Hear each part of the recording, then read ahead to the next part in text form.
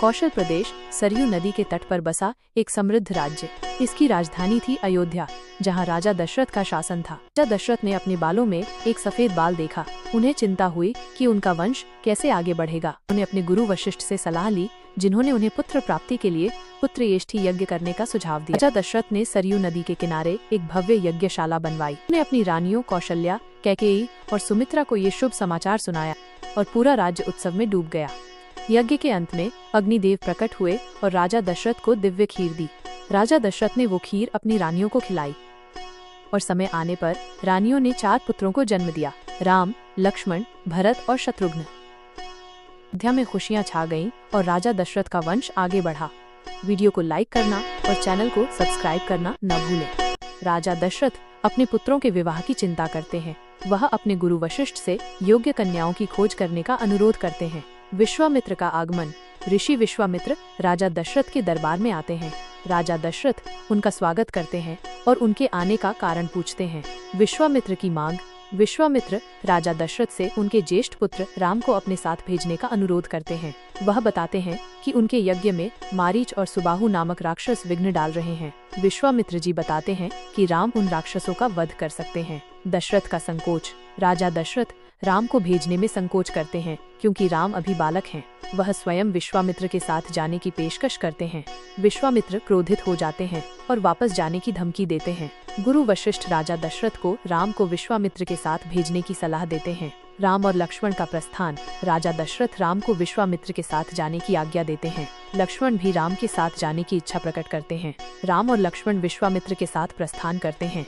सरयू नदी के तट पर विश्वामित्र राम और लक्ष्मण को बला और अतिबला नामक विद्याएं सिखाते हैं। राम और लक्ष्मण सरयू नदी के तट पर विश्राम करते हैं। वीडियो को लाइक करना और चैनल को सब्सक्राइब करना न भूलें। इससे हमें और भी बेहतर वीडियो बनाने की प्रेरणा मिलती है। दूसरे दिन ब्राह्म मुहूर्त में निद्रा त्याग कर मुनि विश्वामित्र तृणशैयाओं पर विश्राम करते हुए राम और लक्ष्मण के पास जाकर बोले, हे राम और लक्ष्मण, जागो, रात्रि समाप्त हो गई है। कुछ ही काल में प्राची में भगवान भुवन भास्कर उदित होने वाले हैं। वे गंगा और सरयू के संगम, जहाँ पर ऋषि मुनियों तथा तपस्वियों के शांत व सुंदर आश्रम बने हुए थे, पर पहुँचे। एक अत्यधिक सुंदर आश्रम को देखकर रामचंद्र ने गुरु विश्वामित्र से पूछा, हे गुरुवर, यह परम रमणीक आश्रम किन महर्षि का निवास स्थान है? राम के प्रश्न के उत्तर में ऋषि विश्वामित्र ने बताया, हे राम, ये एक विशेष आश्रम है। पूर्व काल में कैलाशपति महादेव ने यहाँ घोर तपस्या की थी। संपूर्ण विश्व उनकी तपस्या को देखकर विचलित हो उठा था। उनकी तपस्या से देवराज इंद्र भयभीत हो गए और उन्होंने शंकर जी के तप को भंग करने का निश्चय किया। इस कार्य के लिए उन्होंने कामदेव को नियुक्त कर दिया। भगवान शिव पर कामदेव ने एक के बाद एक कई बाण छोड़े, जिससे उनकी तपस्या में बाधा पड़ी। क्रुद्ध होकर महादेव ने अपना तीसरा नेत्र खोल दिया। उस तीसरे नेत्र की तेजोमयी ज्वाला से जलकर कामदेव भस्म हो गए। देवता होने के कारण कामदेव की मृत्यु नहीं हुई, केवल शरीर ही नष्ट हुआ। इस प्रकार अंग नष्ट हो जाने के कारण उसका नाम अनंग हो गया और इस स्थान का नाम अंगदेश पड़ गया। ये भगवान शिव का आश्रम है, किंतु भगवान शिव के द्वारा यहाँ पर कामदेव को भस्म कर देने के कारण इसे कामदेव का आश्रम भी कहते हैं। गुरु विश्वामित्र के आदेशानुसार सभी ने वहीं रात्रि विश्राम करने का निश्चय किया। राम और लक्ष्मण दोनों भाइयों ने वन से कंदमूल फल लाकर मुनिवर को समर्पित किए और गुरु के साथ दोनों भाइयों ने प्रसाद ग्रहण किया। तत्पश्चात स्नान, संध्या, उपासना आदि से निवृत्त होकर राम और लक्ष्मण गुरु विश्वामित्र से अनेक प्रकार की कथाएं तथा धार्मिक प्रवचन सुनते रहे। अंत में गुरु की यथोचित सेवा करने के पश्चात आज्ञा पाकर वे परम पवित्र गायत्री मंत्र का जाप करते हुए तृणशैयाओं पर जा विश्राम करने लगे। जरूर वीडियो को लाइक करना और चैनल को सब्सक्राइब करना न भूलें। इससे हमें और भी बेहतर वीडियो बनाने की प्रेरणा मिलती है। के साथ नौका पर सवार हो गए। इस प्रकार वे सागर से मिलन की आतुरता में कलकल नाद के साथ दौड़ती जा रही उस नदी को पार कर गए। नदी के उस पार एक भयानक वन था। उस वन को देखकर राम बोले, गुरुदेव, ये वन तो बड़ा भयंकर है।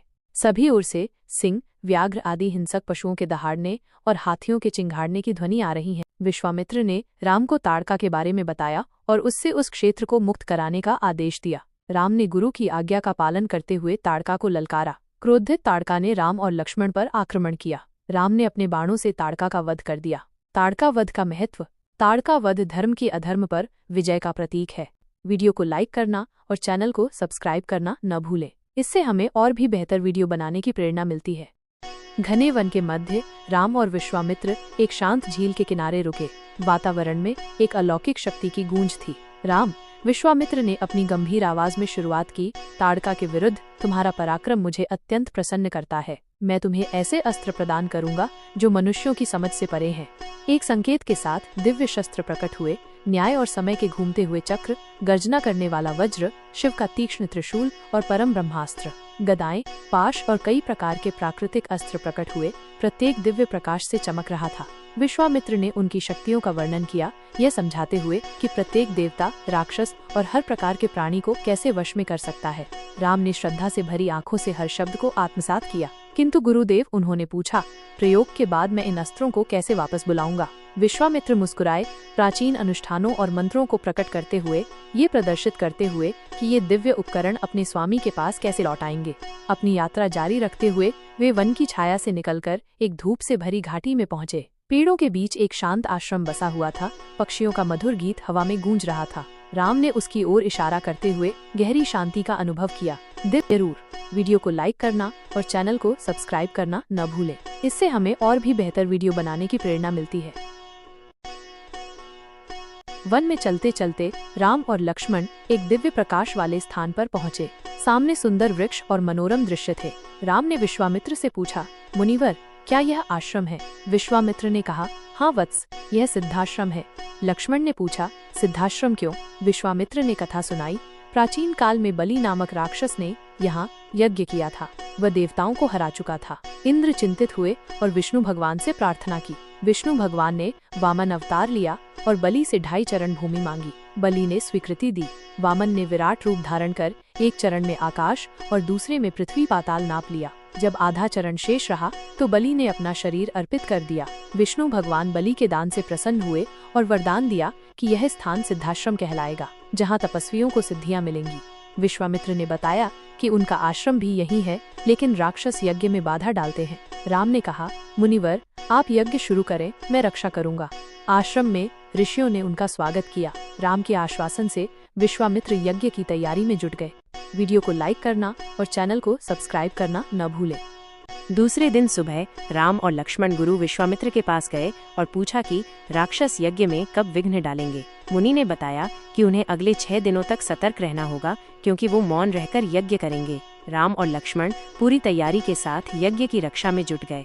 5 दिन और रातें शांति से बीत गईं। छठे दिन राम ने लक्ष्मण से कहा कि आज राक्षसों के आने की संभावना है, इसलिए उन्हें सावधान रहना होगा। तभी यज्ञ सामग्री अपने आप जल उठी और आकाश में भयानक गर्जना सुनाई दी। मारीच और सुबाहु की राक्षसी सेना ने रक्त और हड्डियों की वर्षा शुरू कर दी। राम ने लक्ष्मण को सतर्क किया और फिर मानवास्त्र चलाकर मारीच को 100 योजन दूर समुद्र में गिरा दिया। इसके बाद उन्होंने आग्नेयास्त्र से सुबाहु को जलाकर भस्म कर दिया। उसका शरीर गिरने से जोरदार धमाका। बचे हुए राक्षसों को मारने के लिए राम ने वायव्य अस्त्र का प्रयोग किया, जिससे उनकी पूरी सेना नष्ट हो गई। चारों ओर राम की जय जयकार हुई और फूलों की वर्षा होने लगी। यज्ञ पूरा होने पर विश्वामित्र ने राम को गले लगाया और कहा कि उनके पराक्रम से ही आज यज्ञ सफल हुआ और सिद्धाश्रम कृतार्थ हो गया। वीडियो को लाइक करना और चैनल को सब्सक्राइब करना न भूलें। धनुष यज्ञ। मिथिला नरेश राजा जनक ने अपनी पुत्री सीता के विवाह के लिए एक स्वयंवर का आयोजन किया था। इस स्वयंवर में उन्होंने एक शर्त रखी थी कि जो भी राजकुमार भगवान शिव के दिव्य धनुष पिनाक पर प्रत्यंचा चढ़ाएगा, सीता का विवाह उसी के साथ होगा। स्वयंवर में देश विदेश के अनेक राजा, महाराजा और राजकुमार आए, लेकिन कोई भी पिनाक को हिला भी नहीं सका। राजा जनक निराश हो गए और उन्होंने कहा कि उन्हें लगता है कि पृथ्वी वीरों से खाली हो गई है। राजा जनक की यह बात सुनकर लक्ष्मण क्रोधित हो गए और उन्होंने कहा कि यदि उनके भाई राम चाहें तो वे न केवल पिनाक पर प्रत्यंचा चढ़ा सकते हैं, बल्कि पूरे सुमेरु पर्वत को भी हिला सकते हैं। विश्वामित्र ने राम को आज्ञा दी और राम ने सहजता से पिनाक पर प्रत्यंचा चढ़ा दी। जब राम ने प्रत्यंचा खींची तो धनुष टूट गया। इस प्रकार राम ने सीता स्वयंवर जीत लिया और उनका विवाह सीता के साथ हुआ। वीडियो को लाइक करना और चैनल को सब्सक्राइब करना न भूलें। धनुष यज्ञ। मिथिला नरेश राजा जनक ने अपनी पुत्री सीता के विवाह के लिए एक स्वयंवर का आयोजन किया था। इस स्वयंवर में उन्होंने एक शर्त रखी थी कि जो भी राजकुमार भगवान शिव के दिव्य धनुष पिनाक पर प्रत्यंचा चढ़ाएगा, सीता का विवाह उसी के साथ होगा। स्वयंवर में देश विदेश के अनेक राजा, महाराजा और राजकुमार आए, लेकिन कोई भी पिनाक को हिला भी नहीं सका। राजा जनक निराश हो गए और उन्होंने कहा कि उन्हें लगता है कि पृथ्वी वीरों से खाली हो गई है। राजा जनक की यह बात सुनकर लक्ष्मण क्रोधित हो गए और उन्होंने कहा कि यदि उनके भाई राम चाहें तो वे न केवल पिनाक पर प्रत्यंचा चढ़ा सकते हैं बल्कि पूरे सुमेरु पर्वत को भी हिला सकते हैं। विश्वामित्र ने राम को आज्ञा दी और राम ने सहजता से पिनाक पर प्रत्यंचा चढ़ा दी। जब राम ने प्रत्यंचा खींची तो धनुष टूट गया। इस प्रकार राम ने सीता स्वयंवर जीत लिया और उनका विवाह सीता के साथ हुआ। वीडियो को लाइक करना और चैनल को सब्सक्राइब करना न भूलें।